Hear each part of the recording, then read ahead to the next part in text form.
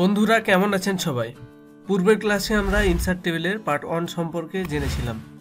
আজকের ক্লাসে আমরা ইনসার্ট টেবিল পার্ট 2 থেকে কিভাবে রো এবং কলাম ইনসার্ট করা যায়, আর টেবিলের রো এবং কলামগুলো কিভাবে কাট কপি পেস্ট করা যায় এবং এগুলো কিভাবে ডিলিট করা যায় এ সম্পর্কে জানব।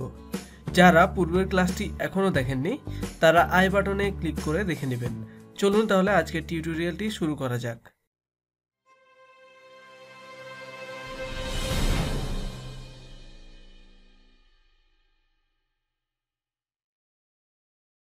আমি এখানে একটি টেবিল তৈরি করে রেখেছি এবং কিছু ডাটা এন্ট্রি করে রেখেছি।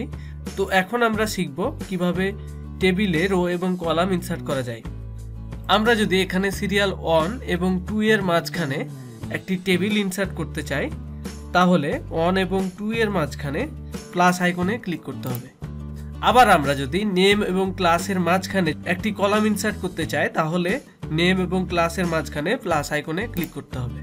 আবার আমরা লেআউট ট্যাব থেকেও টেবিলে রো এবং কলাম ইনসার্ট করতে পারি।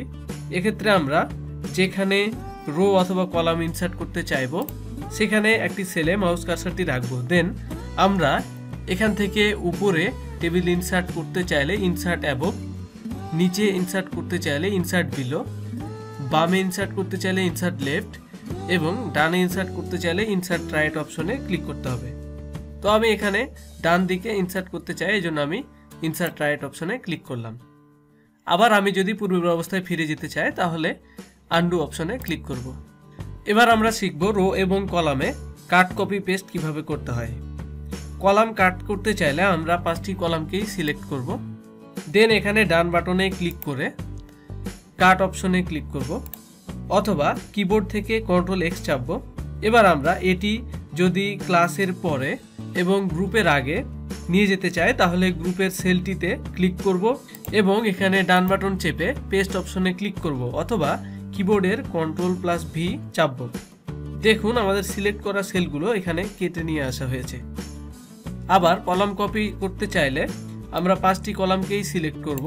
দেন এখানে ডান বাটন ক্লিক করে কপি অপশনে ক্লিক করব, অথবা কিবোর্ড থেকে কন্ট্রোল+C চাপব।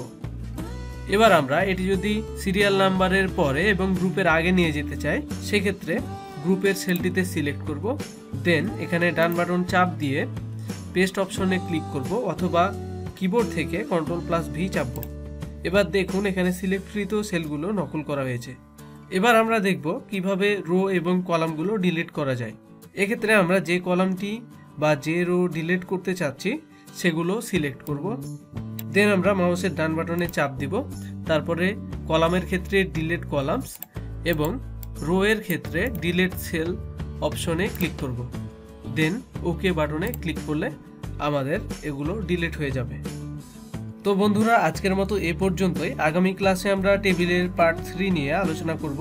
সবাই ভালো থাকবেন, সুস্থ থাকবেন। ধন্যবাদ।